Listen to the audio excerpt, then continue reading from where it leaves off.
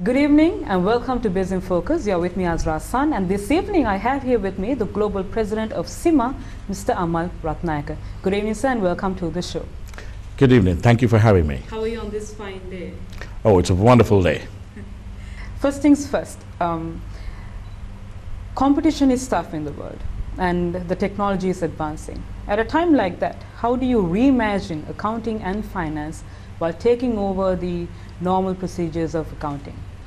You're absolutely right. Change is, excuse me, the pace of change has never been faster than this, but it also will never be slower than this. The pace of change is only getting faster. And at this point in change, at this point in time, what we have to do is to make sure that our profession is ready for the future. And that means we got to embrace change. We got to lead change. We got to be agile. So as an organization, our focus is on embracing change and preparing our members and students to have the skill sets that they will need to thrive in this digital era. So it's all about being proactive and getting ready for the times, challenging times ahead of us. Speaking of management accountancy, how is a management accountant important to a business? The management accountant plays a key role in business. And all the automation that's taking place is going to make the management accountant even more important. If you think about traditional organization, a traditional finance organization, you could broadly categorize that the work management accountants do into 4 segments. We collect data, we analyze data, we use that data to derive insights, and we make business decisions, or we help in making business decisions.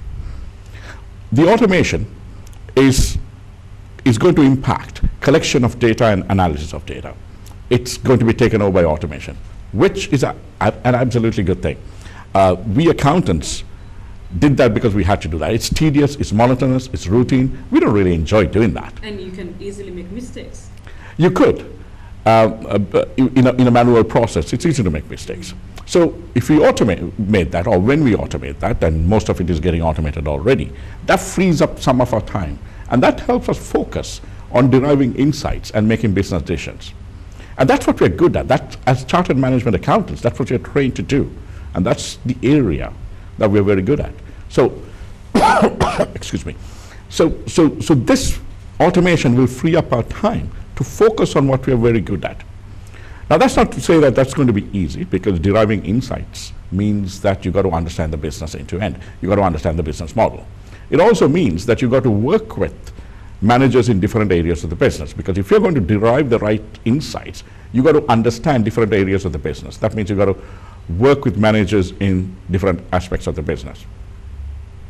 And that will require different skills. So management accountants will obviously need digital skills to thrive in the digital era, but they'll also require human intelligence skills so that they can be better at what they do. So that we can work with, we have the skills of critical thinking, we have the skills of influencing, we have the skills of working with people from across the organization. Because having those skills will help us derive the best insights we can. And then we can use those insights to make business decisions. So the change in our role will make us even more important to business, because it will help us be co-pilots of business, because we will be that function that understands the entire business end to end. And we will be the one to be able to use the data to derive the right insights and drive the right business that will help businesses thrive, to help businesses succeed, and to keep businesses sustainable in the long term. You constantly mentioned about decision making, and we all know how important it is to make the right decision when it comes to anything in life. Tell us, when it comes to your profession, how important is it that you make the right decision? It is absolutely vital. So as a profession, we always got to think about what is really important for our members and students, because they are central to everything we do. And what we do is to help our members and students succeed. So to create opportunities for them and to help them prosper. So that is key to us. And so what that means is that as businesses keep reinventing themselves, we as a profession also need to keep reinventing ourselves. We need to reimagine the profession so that our members can thrive, so that they can succeed. We got to think about what skills will our members and students need to succeed in business? What skills will they need to help businesses succeed? And then we need to be able to build resources to help them succeed. And we are the ones that need to do that, because we are the custodians of the profession.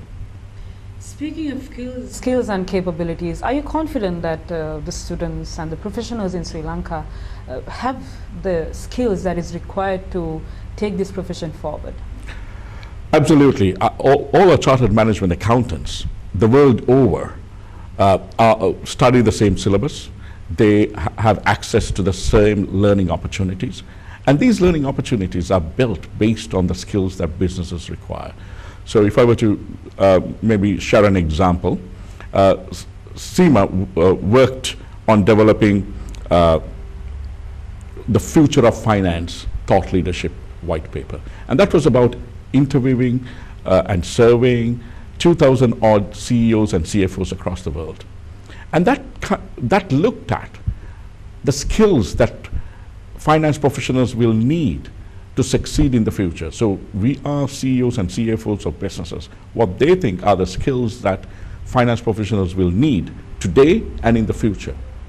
And based on their feedback, we analyzed that and we built a report understanding what the future requirements for finance teams will be. And then we use that information to upgrade our CIMA syllabus so that the students coming out of our education program will have those skill sets. So one of the key skills that we added on based on the research were digital skills, so that our students have the digital skills that they need. And this is in addition to business and leadership and technology skills that were already in the syllabus. So we looked at digital skills.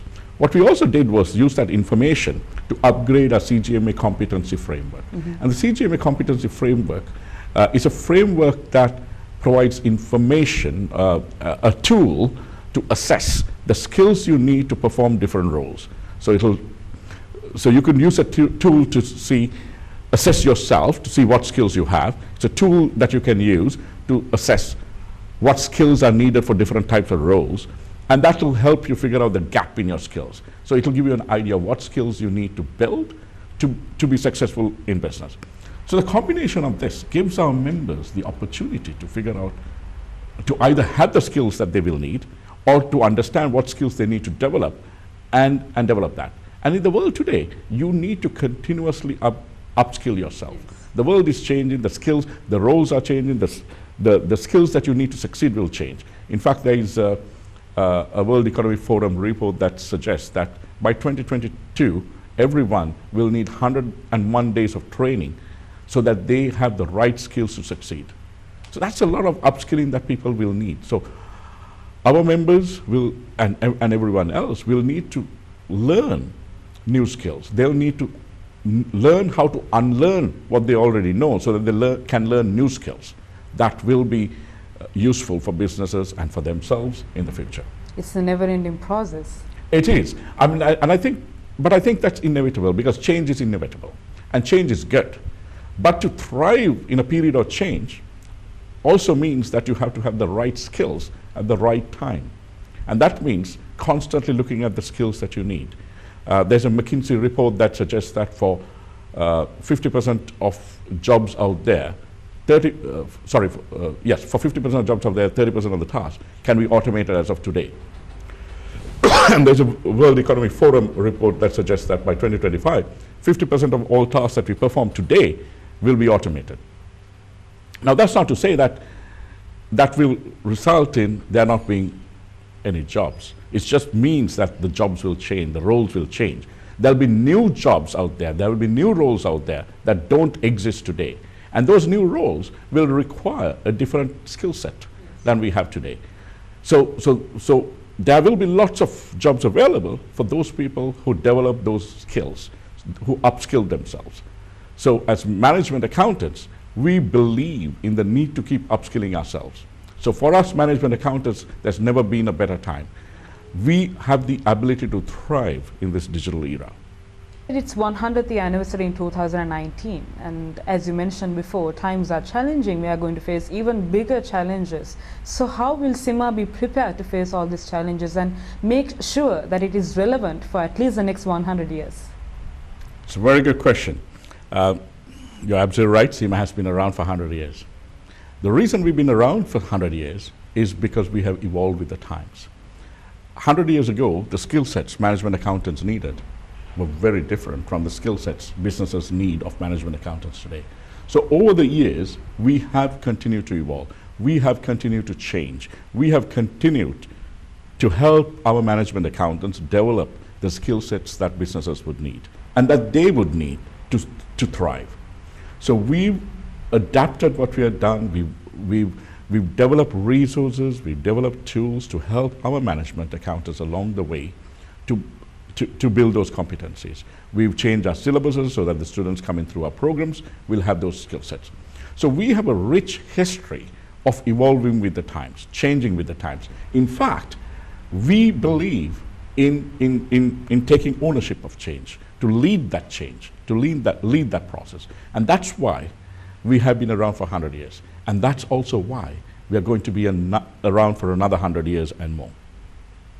It's, I think, being extremely positive about, but that also, the confidence also comes with the capabilities and the skills that you possess as a member of CIMA, right? Is that how it is? Absolutely. We are an organization that has always believed in having the right skills, having the relevant skills. And if we keep focusing on what businesses need and help businesses thrive, then we are continuing to going to be relevant, because it's absolutely important that we remain relevant. Not that only that we remain relevant as an organization, but we help our members remain relevant and have the right skill sets to succeed. And that has always been our ethos. It has always been our strong point, and it will continue to be our strong point. We will drive change, and we will make sure that our members have the right, and students have the right skill sets to succeed. We believe in creating opportunities. We believe in the prosperity of our members and prosperity of the organizations that they work in. We help people and businesses succeed. And that's what we always work to. And that is what will keep us relevant. It is what will keep us around for 100 years and more. The youth in the country, they are more focused on obtaining a professional qualification. It's not like how it was in the past, where people thought gaining experience at a workplace will help them move forward. But the students and the youth in the country, they are now focused on getting experience as well as a professional qualification. So they believe that's when they can move forward, right? But at a time like this, when they have so many other options, why do you think one should choose CIMA as a professional qualification? I think it's because of the strength of the CIMA qualification, the skill sets that it provides you. And the skill sets of the CIMA qualification doesn't only prepare you for a role in finance. I believe that it's a very versatile qualification. It prepares you for many different managerial and leadership roles. And I think that is why somebody should consider the CIMA as a qualification. I mean, if I take myself as an example, I did CIMA straight after high school.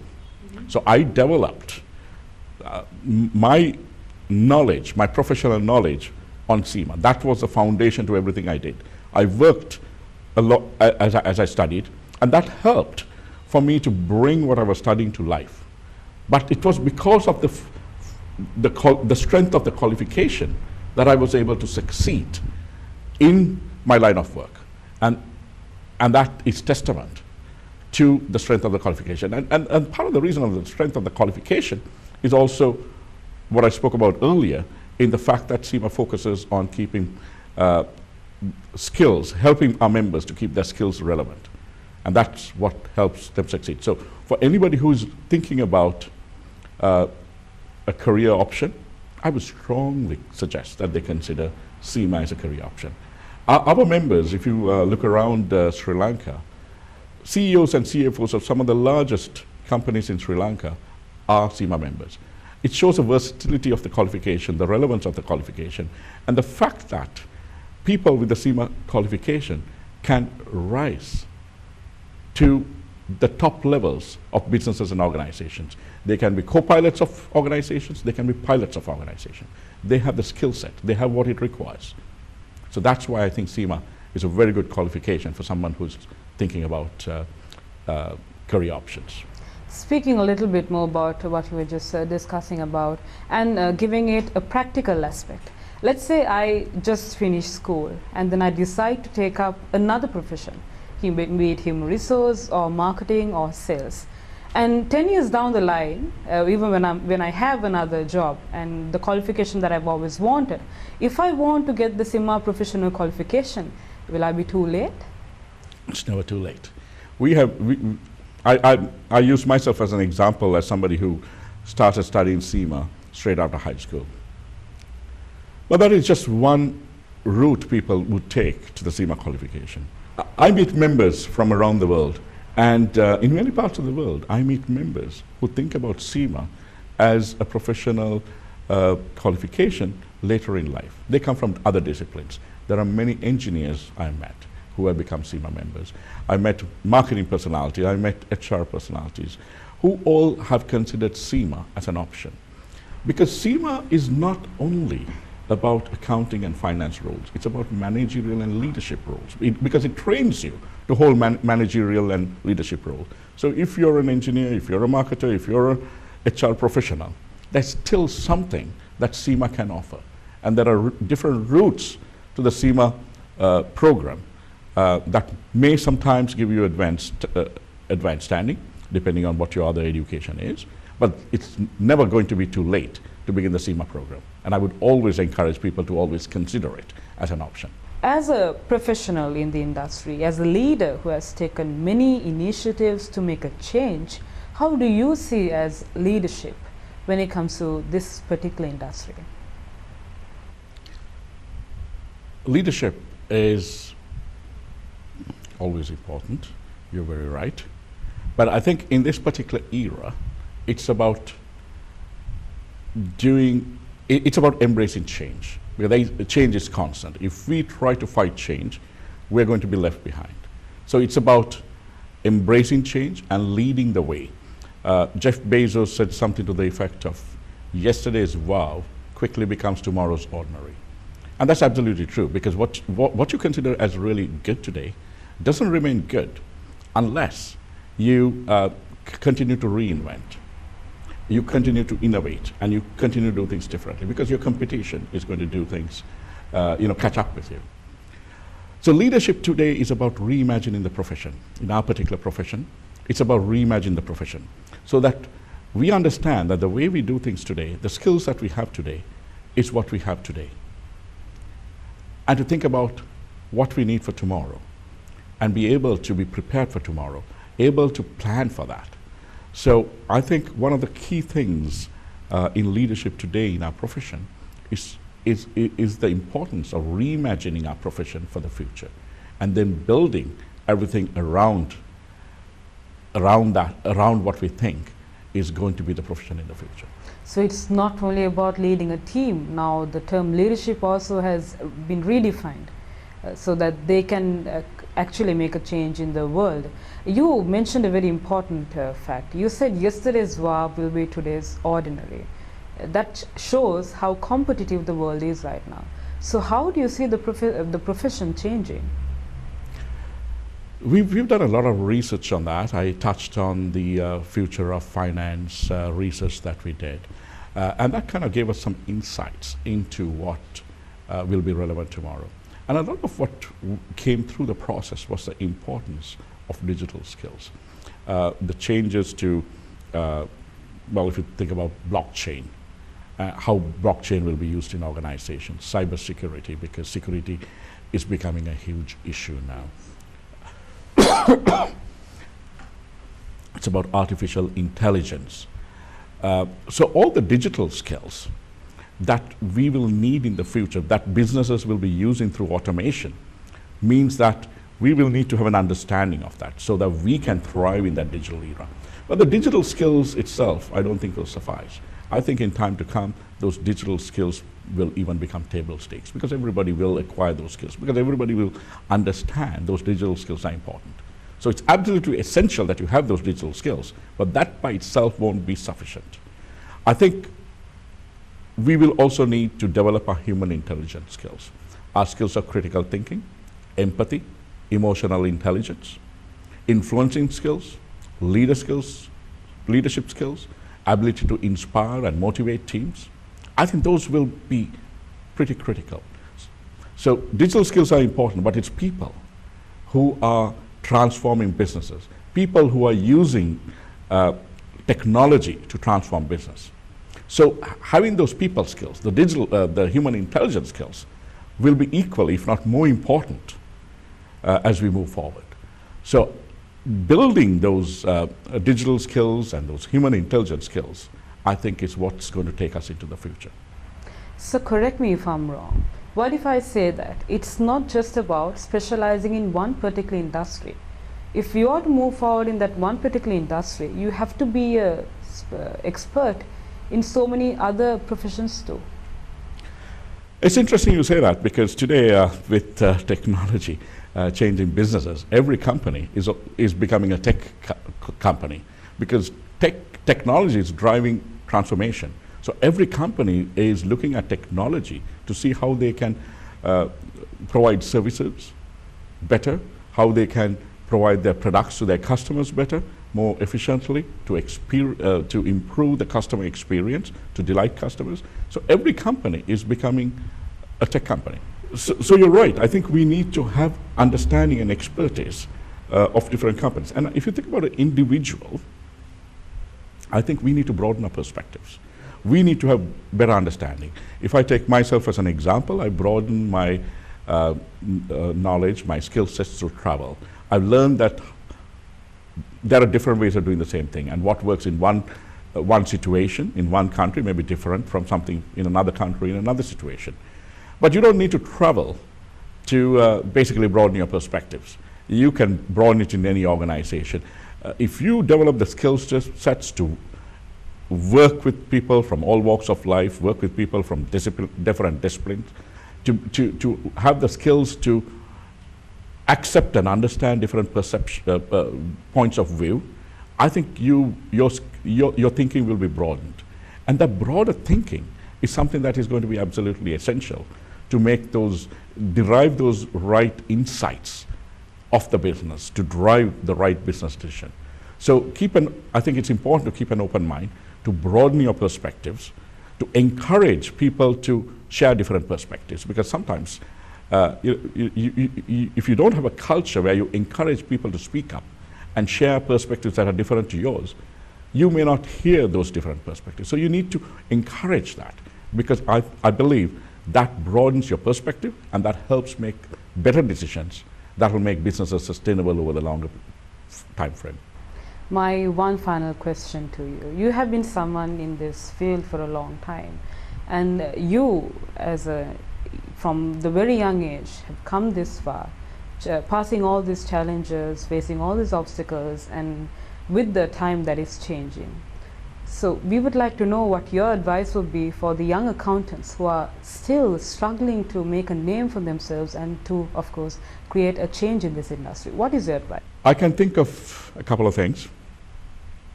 So, firstly, continuous learning. So there used to be a point in time when we qualified as an accountant and we thought, okay, we're done, we're qualified. We don't really have to learn anything else. But that's absolutely untrue. Probably it was untrue then, but it's more untrue today, because the skills that we're going to require are going to continue to change. So unless we continuously upskill and reskill, the skills that we have today will not be relevant in the future. So we need to continuously upskill and reskill to remain relevant. Secondly, I would say what I said earlier, which is broaden your perspective, right? So that if you are able to broaden your perspective by working with people from different walks of life, working with people in different disciplines, develop a culture where people can speak up, where they will share their perceptions, which are different from yours, and you listen to that and understand that and broaden your thinking. I think you will become a better leader. You will make better decisions, and that will make you succeed even more. Thirdly, And finally, maybe I would say give back. To whom much is given, much is expected from.